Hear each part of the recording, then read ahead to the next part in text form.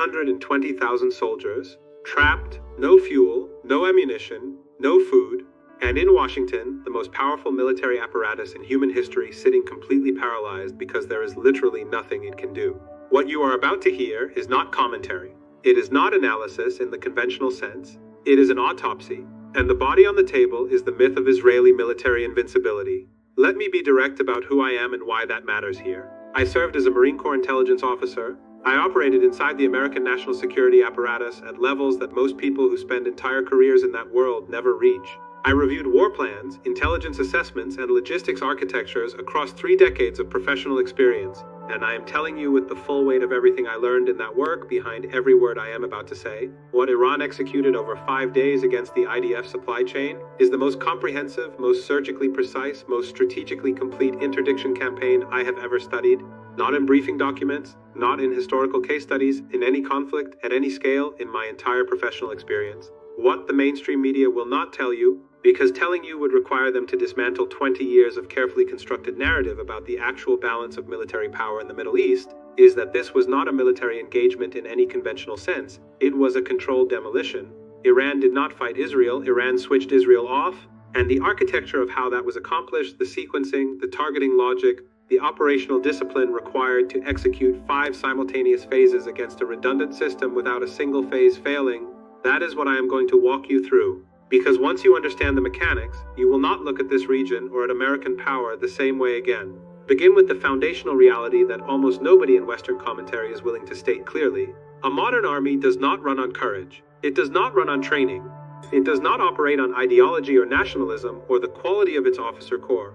A modern army runs on logistics, fuel, ammunition, food, spare parts, medical consumables.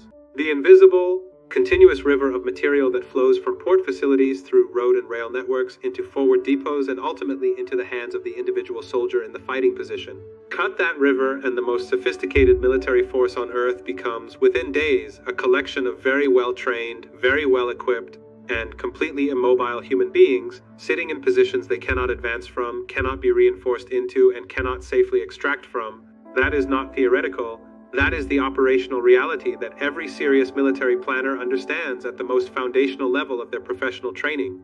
The question that Iran answered over 5 days, the question that should now be consuming every defense ministry and every war college in the world, is this: how do you cut that river when the river has been engineered with 50 years of American technical assistance specifically to survive being cut? The answer, and this is where the professional sophistication of what Iran accomplished becomes genuinely arresting, is that you do not attack the river at a single point.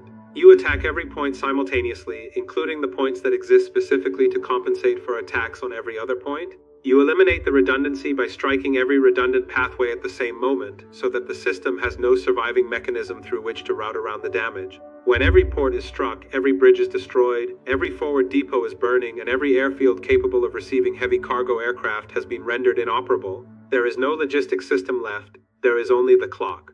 The clock that counts down from whatever stockpile survives to the moment when the last round is fired, the last fuel tank runs dry, and 120,000 soldiers confront the physical reality of what supply chain collapse actually means for human beings in active combat conditions. Iran did not improvise this. I want that point stated without ambiguity because the instinct in Western analysis, and I have watched this pattern operate across 3 decades of professional observation, is to explain away military success by non-Western actors as luck, as confusion on the opposing side, as some operational anomaly that conveniently preserves the underlying assumption of Western superiority without requiring anyone to actually revise it. That instinct is analytically bankrupt. What Iran executed was the product of years of systematic intelligence collection, deliberate target development, and operational planning. Years. The precision with which Iranian targeting databases reflected the actual locations of IDF forward logistics depots, facilities whose coordinates represent some of the most closely held operational security in the entire Israeli military system, is a finding whose intelligence implications extend far beyond the immediate military situation. Someone built that database. Someone maintained it over time, someone verified it against current operational configurations, and that process did not begin last month. The campaign opened at 2:40 in the morning on day 1. Register that timing because it reflects a specific operational logic. 2:40 in the morning is the hour of minimum human alertness, minimum institutional responsiveness, and minimum ability to execute the kind of rapid damage assessment and emergency rerouting that might, in some alternate scenario, have allowed Israeli logisticians to begin compensating before the interdiction was complete.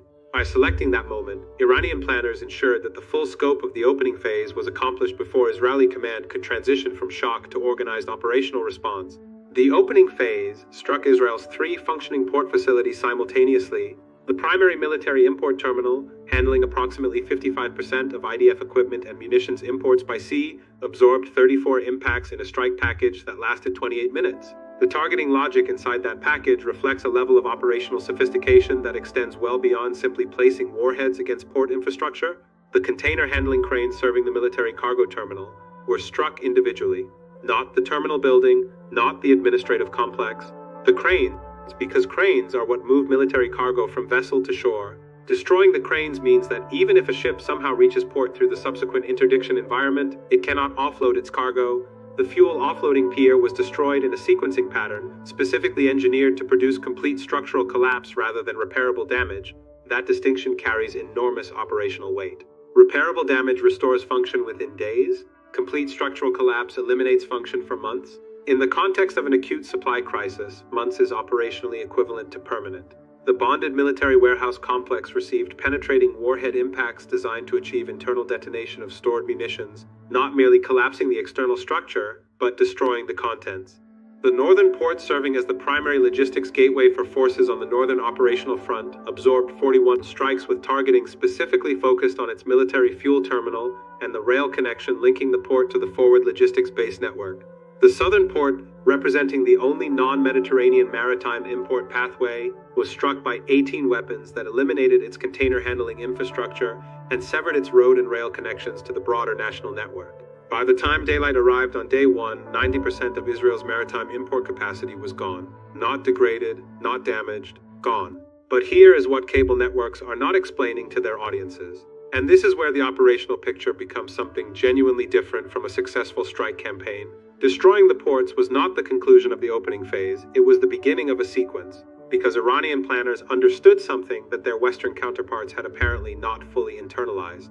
Destroying the entry point means nothing if the system can route around it. The IDF logistics network had been specifically engineered with American assistance to do exactly that, which is why the second phase was already underway before the first was fully concluded. The second phase targeted the overland logistics network. 12 major road bridge crossings on the primary routes between Israel's central stockpile complex and its northern and southern operational fronts were struck with precision weapons, achieving structural collapse at the bridge deck level. Not damage, structural collapse. The rail lines serving the northern logistics corridor were struck at 9 separate points, each selected to maximize the length of track rendered unusable by a single impact. And understand the targeting philosophy here, because it reflects analytical sophistication that extends beyond simply knowing where infrastructure is located. Iranian planners did not attack vehicles on the road. Attacking vehicles is operationally costly, produces only temporary disruption, and triggers workaround behavior that a sophisticated logistics system will execute within hours. Instead, they attacked the infrastructure that vehicles must use. A destroyed bridge cannot be bypassed by an alternate route when every bridge on every alternate route has also been destroyed. The IDF's overland logistics capability was not degraded in the second phase, it was structurally eliminated. And the distinction between degradation and elimination is the difference between a system operating at reduced efficiency and a system that has ceased to function entirely. Stay with me, because the third phase is where this campaign transitions from impressive to something that should be genuinely alarming to anyone who has spent serious time thinking about how modern military power actually operates. The third phase did not target infrastructure that appears on satellite imagery or in publicly available records.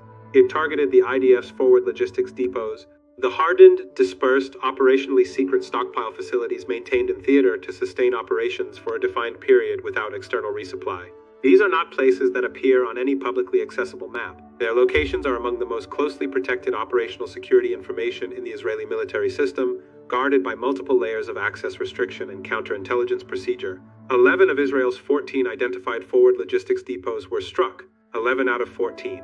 The 3 that survived did so because they were located within urban areas where the collateral damage calculus constrained the strike package, a constraint that Iranian planners appear to have consciously incorporated into their targeting architecture. That is operational discipline of a kind that many Western analysts would not have predicted. The surviving depot inventory after the third phase represented supply availability of between 3 and 7 days at current consumption rates. And that clock was already running from the moment the damage assessment was complete. You think you have heard the worst of it? You have not. Not even close. because everything described so far, the ports, the bridges, the rail lines, the forward depots, all of it existed within a planning framework that American and Israeli logisticians had already considered. They had already built compensating mechanisms into their contingency planning, and Iranian operational planners knew they had done so, which is why the fourth phase existed. The fourth phase addressed the emergency resupply pathway that American and Israeli planners had specifically designated as the primary compensating mechanism for maritime and overland interdiction, air logistics. The runways at the primary international airport, serving as the main entry point for air-delivered military cargo, were struck at 6 separate points with penetrating warheads designed to produce subsurface detonations, creating craters resistant to emergency repair. The secondary air logistics facility was struck simultaneously. Military airfields with runway capacity sufficient to handle heavy cargo aircraft had already been rendered non-operational in preceding strikes against IDF bases. By the end of the fourth phase, Israel had no functional air cargo terminal capable of receiving the heavy lift aircraft that emergency military resupply requires. The air bridge that Washington needed to execute emergency resupply did not exist, and that was not a circumstance that arose from poor planning or inadequate preparation on Washington's part. Was a condition deliberately engineered by Iranian operational planners who understood precisely what the American compensating response would be and designed the campaign architecture specifically to defeat it before it could be executed. That is the level of strategic thinking we are dealing with. Not reactive, not opportunistic, anticipatory. Iran did not respond to American resupply planning. Iran preempted it, and now we arrive at the arithmetic. The cold, unforgiving mathematics of what supply chain collapse actually means for 120,000 human beings in active combat positions. An IDF armored brigade in active operations consumes approximately 180,000 liters of diesel fuel daily across all organic vehicles, tanks, infantry fighting vehicles, artillery tractors, engineering equipment, logistics trucks. Israel had approximately 8 armored brigades deployed in operational configurations. At that consumption rate, the fuel inventory surviving the first and third phase strikes, estimated at approximately 40% of pre-campaign levels, represented between 4 and 6 days of operational consumption. By day 5, fuel availability had fallen below the minimum threshold required to sustain offensive operations. Armored vehicles began being immobilized, not by enemy action, not by mechanical failure, not by tactical decision, by empty fuel tanks. Let that register in its full weight. The IDF, the force that the United States and Israel spent 50 years and hundreds of billions of dollars constructing, was being rendered immobile by the simple physical fact of having nothing left to put in its fuel tanks. Aviation fuel presents an even more acute constraint. IDF air operations at current operational rates consume approximately 2.4 million liters of aviation fuel daily. The surviving aviation fuel inventory after the port strikes and depot destruction was assessed at approximately 8 days of consumption. By day 5, sortie rates had been reduced by over 60% as fuel conservation protocols were implemented. The F-35's Israel's most capable strike platform, the aircraft around which IDF operational doctrine for deep strike missions is organized, were being flown at a fraction of their designed operational tempo. Their missions rationed against a fuel supply that everyone involved could see was counting towards zero. The ammunition mathematics tell a parallel story. An Israeli artillery battalion firing at standard sustained rates expends approximately 800 rounds per day. Multiply that across the artillery systems deployed across 5 active fronts, add tank main gun ammunition, mortar rounds, anti-tank guided missiles, and the precision munitions that modern combined arms operations require at every level of engagement. The daily ammunition consumption figure reaches thousands of tons. The surviving forward depot inventory after the third phase represented approximately 5 days of consumption at reduced operational tempo, and that estimate assumed consumption rates lower than what active combat actually demands. By day 5, multiple artillery units had reported exhaustion of available stocks. Fire missions were being canceled not because the tactical situation did not require fire support, but because there were no rounds left to fire. And if the fuel situation is alarming, and the ammunition situation is alarming, the food situation carries the most direct human weight and receives the least serious attention in professional military analysis. Military ration supply for 120,000 personnel requires approximately 360 tons of food daily. IDF doctrine calls for forward units to carry 3 days of organic ration supply. By day 4, units in the most forward positions were consuming emergency ration reserves intended for genuine last resort circumstances. By day 5, operational assessments across multiple sectors included language that no military commander wants to read and no soldier wants to have applied to them. Personnel combat effectiveness degraded by nutritional insufficiency. Let me translate that out of the bureaucratic language and say what it actually means. Soldiers were hungry, and soldiers who are hungry make decisions differently than soldiers who are fed. They assess risk differently, they sustain effort differently, they maintain unit cohesion differently, and an army whose soldiers are making decisions under the pressure of physical deprivation is not the army that its commanders planned for, trained for, or built their operational concepts to employ. What I have described here is not the account of a close contest between two capable military forces. It is the account of a supply chain architecture that was identified, mapped, targeted with precision across every redundant pathway simultaneously, and eliminated in 5 days of coordinated operational execution. The IDF did not lose this campaign on the battlefield. It lost it in the invisible infrastructure of military logistics that modern armies depend on and that modern warfare doctrine has increasingly learned to target instead of the armies themselves. The targeting sequence was not a series of independent strikes, it was a system. Each phase was designed to close the exits that the previous phase left open. Each layer of the interdiction was built to defeat the compensating mechanism that Western planning had specifically identified as the route around the damage. That is not the work of a reactive adversary improvising responses to a superior force. That is the work of a strategic planning process that had modeled the compensating mechanisms in advance, designed countermeasures for each of them, and executed those countermeasures in the right sequence at the right time. The implications of that level of planning capability extend far beyond this specific conflict. They reach into every calculation that Western defense establishments make about the relationship between military investment and operational outcome. They reach into every assumption that has been made about which adversaries are capable of which forms of strategic sophistication. And they reach into the question that should now be sitting uncomfortably at the center of every serious defense analysis. If this is what a determined, well-resourced, strategically patient adversary can accomplish against one of the most capable and most American-supported militaries in the world, what does that mean for the assumptions on which American military strategy and American military investment are currently based?